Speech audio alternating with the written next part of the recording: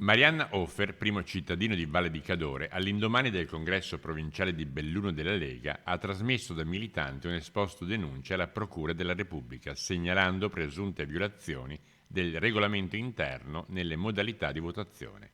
L'oggetto dell'esposto riguarda la promozione ai militanti di un gruppo di soci sostenitori, concedendo loro diritti che la prassi prevede possano essere attribuiti non prima di 6 mesi di militanza, previa discussione del direttivo locale e via libera definitivo della segreteria veneta.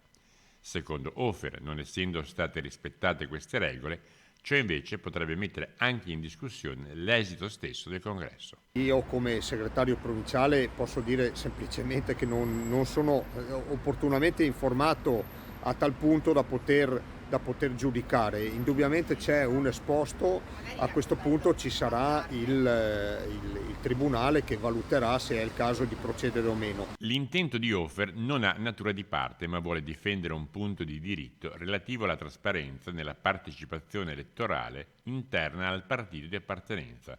Non è dato sapere se e quali iniziative vorrà intraprendere il magistrato.